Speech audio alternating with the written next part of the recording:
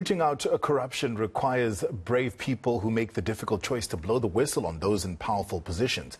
This often places the lives of whistleblowers and their families at risk. So in a country with mounting corruption cases linked to government departments, are South Africans confident that they'll be protected if they come forward? Well, a new report by Corruption Watch found that most people would rather approach civil society organizations with their complaints. The presidency, parliamentarians and elected officials garnered the most distrust. To unpack the report, we're joined by Corruption Watch researcher Melusi Ncala. Melusi, thank you so much for your time. So a huge proportion of people saying they don't trust law enforcement agencies and elected officials. What's government doing wrong? Good morning, and good morning to the viewers, and thank you for having us this morning. Well, you know, it's very difficult question that you're asking, in the sense that, you know, there are many things the government would say they are doing right in terms of the legal framework that's out there and the intentions perhaps to investigate and prosecute. But people want to see accountability, and they don't feel that there's any justice when it comes to their reporting of criminal activity as well as corruption. And that is what at least over 2,000 respondents are saying in this study, because what they're saying is that their experience has been that, at least based on the question that we've asked, that there is no prioritization of corruption cases or criminal cases, and government needs to really find a way to help whistleblowers. And one of those ways to assist whistleblowers is to make sure that the whistleblowers are legally protected, but that more importantly, that they have psychological and financial support. Melusi, is that alone going to be enough to build trust in those institutions? Well, I mean, of course, there needs to be behavioral change as well coming from the political elite.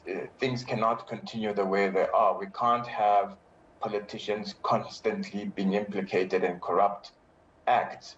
And but more importantly, we can't have a situation where law enforcement seems debilitated to a point where they're not successfully investigating or prosecuting some of these high-profile cases, because people are aware that, you know, there are laws to actually deal with corruption. But what happens is that it's normally the small fish that are held accountable. We don't see actually political figures eventually behind bars when it comes to how they are implicated in corrupt acts. What channels did you find from the report are people willing to trust, and does more then need to be done to help those institutions in helping whistleblowers? Well, 58% of the respondents say that they're quite well aware where they can report incidents of corruption, and 70% of these are between the ages of 18 and 35, which is quite encouraging. And then, of course, on a lesser extent, those who are 51 years old, or at least between the ages of 51 and 65, are much lower. They indicated that they're not too aware. But that said, you know, the South African Police Service is the first place that the respondents indicated, followed by Corruption Watch. Of course, there is a bias in that because we are the ones who administered the survey, and then following that will be the Public Protector as well as the South African Human Rights Council. The report did have some good news, Melusi. So what were the positive aspects that came out of it?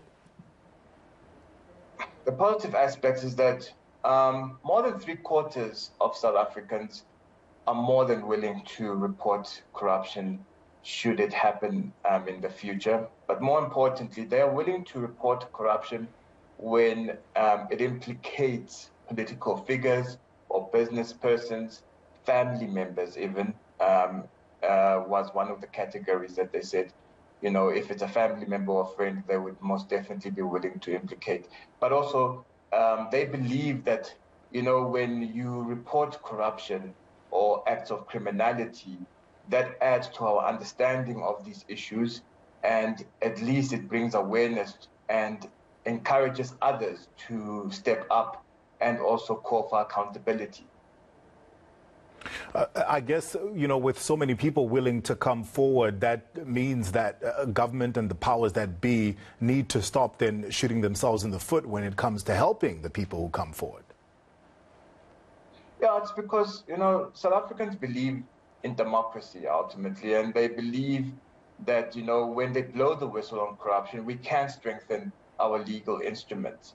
But that said, it does not mean that they're not fearful in some aspects, certain aspects, or that they don't distrust, as you've indicated in your introduction. But that said, they do love their country, and they are quite concerned about the social issues that are experienced by South Africans. Melusi, thank you so much for your time. We appreciate it. Corruption Watch researcher Melusi Ncala.